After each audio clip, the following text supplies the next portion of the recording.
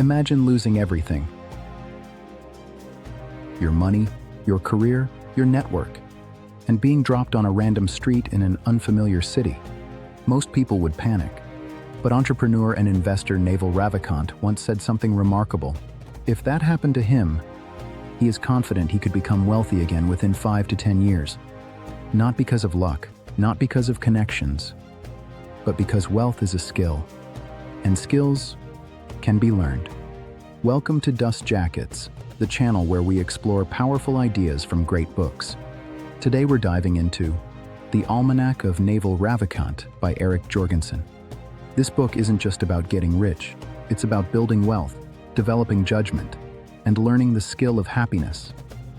Naval's ideas come from more than a decade of interviews, podcasts, tweets, and essays, carefully collected into one powerful philosophy for living. And if you truly understand these ideas, they can change how you think about success, work, money, and even happiness itself. So let's begin. Part 1. Wealth. Naval begins with a powerful idea. Making money is not a thing you do, it's a skill you learn. Most people believe wealth comes from working harder, but Naval argues something very different. Getting rich is about understanding 3 things: what to work on, who to work with, and when to act. In other words, success is not just effort, it's directed effort. Wealth versus money versus status. One of Naval's most important insights is the difference between wealth, money, and status. Here's the difference. Money is simply a tool. Status is your rank in a social hierarchy. Wealth is assets that earn while you sleep. For example, a business that continues generating revenue, software that serves millions of users, investments that compound over time, or intellectual property that keeps producing income. In simple terms, wealth works for you, even when you're not working. Society rewards builders. Naval explains that society constantly wants new things. If you want to become wealthy, your job is simple. Figure out what society wants but doesn't yet know how to build. Then build it. A classic example of this is Steve Jobs. Jobs anticipated that people would want a device combining communication, computing, and design. He built the iPhone, and then scaled it to millions of people. Naval summarizes this shift with an incredible insight. Technology democratizes consumption but consolidates production. Meaning, millions can consume something, but only a few creators produce it. Which is why today, a single app, a single platform, or a single piece of software can reach billions of people. Specific knowledge. One of the most powerful ideas in the book is specific knowledge. Naval says, specific knowledge cannot be taught, but it can be learned. Specific knowledge is not what schools usually teach. It's knowledge that comes from your curiosity, your experiences, your talents, your unique perspective.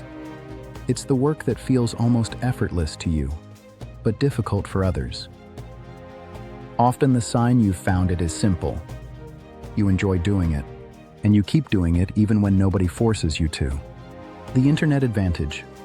Naval points out that the internet has dramatically expanded opportunity. He says, the internet has massively broadened the possible space of careers. In the past, careers were limited. Today, you can build an audience, create content, start businesses, teach niche skills, all from a laptop. Naval summarizes this beautifully. Escape competition through authenticity. Instead of copying others, become more yourself. Because nobody can compete with your exact combination of experiences, personality, and ideas. Long-term thinking. Naval also shares one principle that applies to almost everything in life. All the returns in life come from compound interest. Not just money. Relationships compound. Reputation compounds. Knowledge compounds. If you consistently build trust and credibility over decades, your reputation becomes one of your most valuable assets. That's why Naval advises, play long-term games with long-term people. Leverage. Another key concept in the book is leverage. Naval says, fortune requires leverage. There are 3 types. Labor, people working for you. Capital, money invested into opportunities. And the most powerful today, code and media. Software, content, platforms. These things can be replicated infinitely at almost zero cost. That's why entrepreneurs like Jeff Bezos, Mark Zuckerberg, Bill Gates created enormous wealth. Their products scaled to millions, or even billions, the wealth formula. Eventually, Naval simplifies wealth creation into 3 elements: specific knowledge, accountability, leverage. Combine those 3, apply them consistently for years, and the market will eventually reward you. But Naval warns, real wealth takes time. It compounds slowly. Part 2, judgment. Naval then shifts to the second major theme of the book, judgment. He explains something surprising. You don't get rich by spending time to save money. You get rich by saving your time to make money. In the modern world, time is the most valuable resource, which is why the best thinkers focus on making fewer but better decisions. Naval once said he would love to be paid purely for his judgment. Let the computers do the work. Let capital do the work. But be paid for thinking clearly. Clear thinking. According to Naval, being a clear thinker is more valuable than being intelligent. The smartest people are those who can explain complex ideas simply. If you cannot explain something clearly, you probably don't understand it well enough. And clear thinking requires something difficult: letting go of ego. Because as Naval says, what we wish to be true clouds our perception of what is true. Part 3, happiness.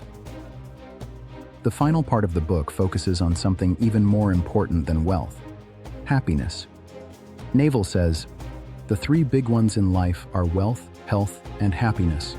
We pursue them in that order, but their importance is reverse. Most people chase money first, hoping happiness will come later.